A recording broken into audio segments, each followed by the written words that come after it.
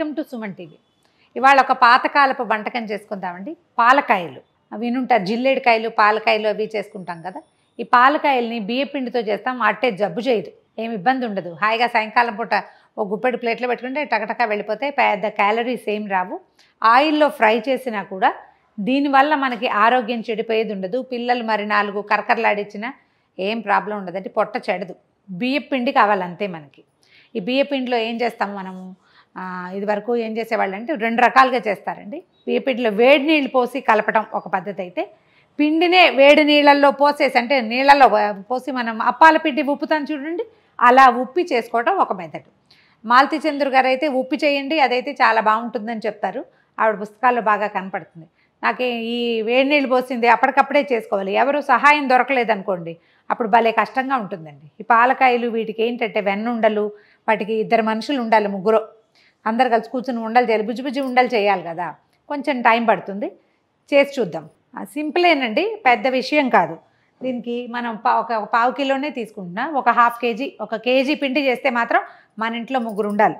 చిన్న పిల్లలు ఉంటే చక్కగా పిల్లలకి ఉండలు చేయడం సరదాగా ఉంటుంది, వాళ్ళతో చేసేయచ్చు. ఈ బియ్యపిండి తీసుకుందాము. బియ్యపిండికి ఇది ఏంటంటే మన మరపిండేనండి, గిర్నీలో పోసిన పిండే. కొనుక్కొచ్చిన పిండి కాకుండా మనమే బియ్యం శుభ్రం కడిగి ఆరబోసేసి ఒకసారి కడిగి ఆరబోసుకొని గిర్నీలో పట్టించుకుంటే, ఎండలో పోసిన బియ్యాన్ని గిర్నీలో పట్టించేస్తే ఆ పిండి చాలా బాగుంటుంది. తడిపిండి కాదు, పొడి పిండి అన్నమాట. ఈ పిండికి ఏం చేద్దామంటే దీంట్లో జీలకర్ర వేసుకోవచ్చు, వాము వేసుకోవచ్చు, నువ్వులు వేసుకోవచ్చు, పంచకొల్ల కషాయంలాగా అన్నీ కూడా వేయచ్చు మన టేస్ట్ని అనుసరించి. పాలకాయల్ని తీగాను చేసుకోవచ్చు, కారంగాను చేసుకోవచ్చు అండి. కాయలు చేసి పెట్టేసుకుని దాన్ని బెల్లపాకంలో వేసుకోవచ్చు మనం వెన్నుండల్లాగా. అయితే నేను అట్లా చేయట్లేదు, బెల్లంలో వేయటం లేదు, వెన్నుండలు విడిగా చేసుకుందాం. ఇవి జస్ట్ జీలకర్ర, వాము, తర్వాత ఏమో కొంచెం ఉప్పు, కారం, అంత మాత్రం వెన్న వేస్తానండి. కొంచెం అంత వెన్న వేసుకుంటే చాలా మృదువుగా కరకరలాడుతుంటాయి, మొరమొరలాడుతూ వస్తాయన్నమాట. కట్టకటక అనవు, చాలా సాఫ్ట్గా వస్తాయి. మామూలుగా ఒకవేళ వెన్న లేదనుకోండి, మనం అంత నెయ్యి కానీ నూనె కానీ మరకాచి కాచిన దాన్ని వేడివేడి దాన్ని పోస్తే అవి కూడా బాగా వస్తాయండి. వెన్న ఉంటే వేసుకోండి, దీని రుచే వేరుగా ఉంటుంది. కారం వేస్తే మనము నూనెలో వేసినప్పుడు కారం విడిపోతుందండి. ఆసక్తి ఉంటే వేసుకోండి, నేను పెద్దగా ఇంట్రెస్టింగ్గా వేయను. బియ్యపిండి మనం ఒక కప్పు, పెద్ద కప్పు తీసుకున్నాం, కప్పుకి సరిపడా ఉప్పు, తర్వాత ఏమో ఒక 1/2 టీ స్పూను జీలకర్ర, తర్వాత ఒక 2 చిటికెల వాముని కొంచెం నలిపి, శుభ్రంగానే ఉన్నాయండి. ఇదివరకట్లాగా మనం వాము బాగు చేసుకోవాలి, జీలకర్ర బాగు చేసుకోవాలి, ఆ గోళలు లేవు మనకి, చక్కగా మంచివి దొరుకుతున్నాయి. ఈ నలిపిన దాన్ని వేసేసేయండి. నేనేం చేస్తానంటే ఇలా ఏం చేసినా ఇంగుని చిన్న ముక్కని నీటిలో వేసి నానబెడతామండి. ఇంగు పాలు పోసుకుంటే వాసన భలే బాగుంటుంది. ఇది పక్కన పెడతాం. దీంట్లోకి ఒక సుమారుగా అంత ఒక నిమ్మకాయ అంత వెన్న వేసేసి మొత్తం చక్కగా కలిపేసేయండి. వెన్న చక్కగా కలిపేసామండి. ఇప్పుడు ఈ ఇంగు కలిపిన నీళ్ళను కూడా ఇందులో పోసేయండి. పొడి ఇంగు ఉంది, మన ఎల్జీ ఇంగు డబ్బాలతో వాడుకుంటాం కదా, అది ఉంటే ఒక 2 సార్లు ఇట్లా స్క్వీజ్ చేయించాలి. 2 చిటికల పిండి కలిపేసాం కదా, దీన్ని పక్కన పెట్టుకుందాము. మనం ఏ కప్పుతో పిండి తీసుకున్నామో, ఒక 1/2 కేజీకి 1/2 లీటర్ నీళ్ళు అనుకోండి సుమారుగా. మనం ఏదో కొలత పెట్టుకుంటాం కదా, ఎంత బియ్య పిండి తీసుకుంటే అన్ని నీళ్ళు, అంటే 1కి 1 పెట్టుకుంటే సరిపోతుంది. ఓ కాస్త మందపాటి గిన్నె పెట్టుకోండి. ఈ కప్పు బియ్య పిండి తీసుకున్నాను కదా, కప్పు నీళ్ళు తీసుకుందాం.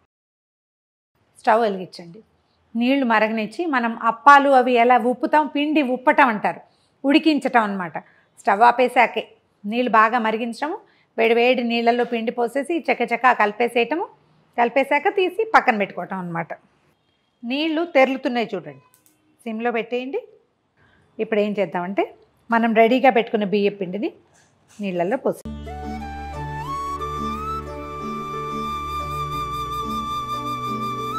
చక్కచక్క కలిపేయండి.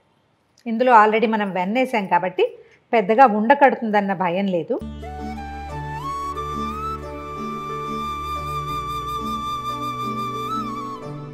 స్టవ్ ఆపేద్దాము. ఆ శాంతం ఒకసారి పైకి కిందకి మొత్తాన్ని చక్కగా కలిపేయండి. స్టవ్ మించి దించకపోతే మనకి ఇది అడుగంటిపోతుంది. ఇక అది అడుగంటకూడదు, మనకు కరెక్ట్గా రావాలి. ఇంగువ గుమగుమలాడుతూ బియ్యపిండి ఉడికిన వాసన వచ్చేస్తుంది, సరిపోతుంది.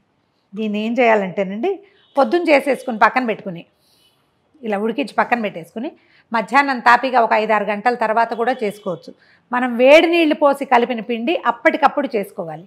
దీన్ని ఏంటంటే మధ్యాహ్నం చేసుకున్నా మనకు ప్రాబ్లం ఉండదు, తర్వాత ఇవి పగులుతాయి పేలుతాయి ఆ భయం కూడా ఉండదు, తాపీగా చేసుకోవచ్చు.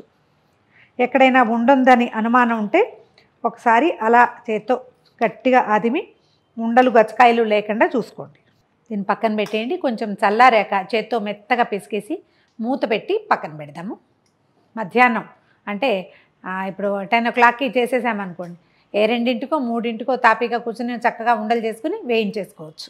పిండి ఉప్పి ఉంచుకున్నాం కదా, దీన్ని చిన్న చిన్న ముద్దలుగా తీసుకోవటము, చక్కగా బాగా నలిపేస్తే మనకి చపాతీ పిండిలాగా ఎక్కడైనా ఒక ఉండ ఒక చిన్న చిదప ఉండిపోతే అది సెట్ అవుతుంది. ఇంకేం నేతి చేయి కూడా అక్కర్లా. ఇందులో మనం వెన్నేసాం కదా, చూడండి ఇలా జిడ్డుగా అయిందో. ఇలా చేయటం, చిన్న చిన్న ఉండలు తీసుకోవటం, ఒక చిన్న కుంకుడుకాయ గింజంతా ఉండ చేస్తే సరిపోతుంది. ఒక మాట అదిమి తర్వాత చేసామనుకోండి, చక్కగా లోపల పగుళ్ళు లేకుండా వచ్చేస్తుంది, క్రిస్ప్గా వేగుతాయి అన్నీ. ఇదిగో చూడండి, చాలా ఉండలు చేసి పెట్టుకున్నాము. నూనె కాగిందో లేదో చూద్దాం ఒకసారి. నూనె పెట్టేసుకోండి. కొంచెం వెడల్పాటిది, మనం వడలవి వేసే ఇలా గుంటగా ఉండేది కాకుండా వెడల్పాటిది పెట్టుకుంటే ఈవెన్గా ఒకేసారి వేగిపోతాయి. పోయి హైలో ఉంచి స్టవ్ బాగా వేడెక్కనివ్వండి. నూనె మరిగాక సిమ్లో పెట్టేసేయండి. నూనె కాగింది. మనం ఏంటంటే ఒకేసారి నూనెలో పెట్టి, మా వాళ్ళంతా నన్ను బెదిరిస్తున్నారు ఇవి పేలుతాయి అని. నాకైతే పేలిన దాఖలాలు ఎప్పుడూ లేవు. నేను మైదా పిండితో కూడా చేస్తూనే ఉన్నా. ఎందుకైనా మంచిది మీరు మొదటిసారి చేస్తే కనుక ఇవి నూనెలో వేసి ఒక్క అడుగు వెనక్కి ఉండండి. సిమ్లో పెట్టి నిదానంగా వేగనిస్తే లోపలికంటా వేగుతాయి, క్రిస్ప్గా అవుతాయి. కాస్త నూనె బుడగలు రావడం ఒక రవ తగ్గాక ఓ మాట చిన్న గరిటెతోటి కాస్త దూరంగా మాత్రం ఉండండి, సేఫ్ సైడ్కి. చిన్నపిల్లలు ఉంటే వాళ్ళని దగ్గరికి రానివ్వకండి. కదిపితే అవి విడిపోతాయి, సాధారణంగా అతుక్కోవు, మనకి ఇబ్బంది ఏం లేదు. ఇలా వాయిల్గా వేయటము, వేయించేసుకుని పక్కన పెట్టుకోవటం. ఈ పెట్టాలి. వీటిని మనం పాకం పట్టాలని అనుకుంటే కనుక ఇందులో నేను మొదట వేసాను కదా చారెడు, ఇంత ఉప్పు అంత ఉప్పు వేయకూడదు. ఈ జీలకర్ర అవి వేసుకోకూడదు. ఇవి ఇలాగే కరకరలాడుతూ తినడం కోసమే చేసుకుంటున్నాం.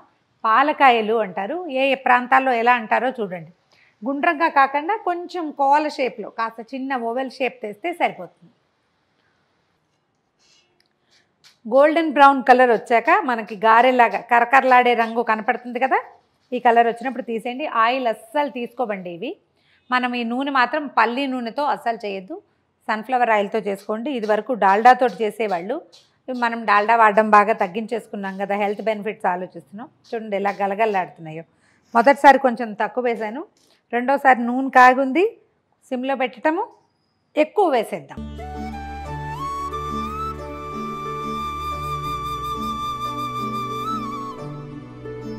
వీటిని ఏంటంటే గారెలాగా ముందుకి వెనక్కి తిప్పటం ఉండదు కదా, కొంచెం మధ్య మధ్యలో కదుపుతూ వేయిస్తే చక్కగా వేగిపోతాయి.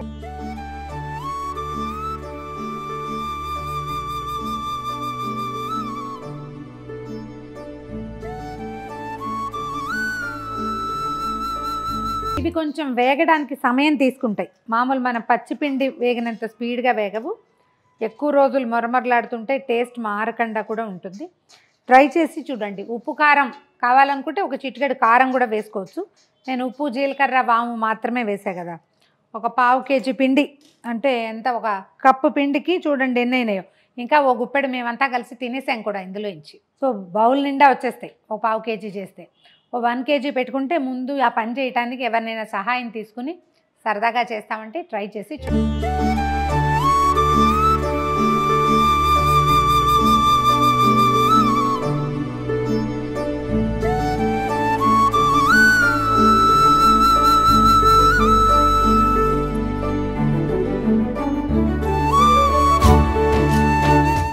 సుమన్ టీవీలో మీ పర్సనల్ అండ్ బిజినెస్ ప్రమోషన్స్ కోసం కింది నెంబర్కి కాంటాక్ట్ చేయండి.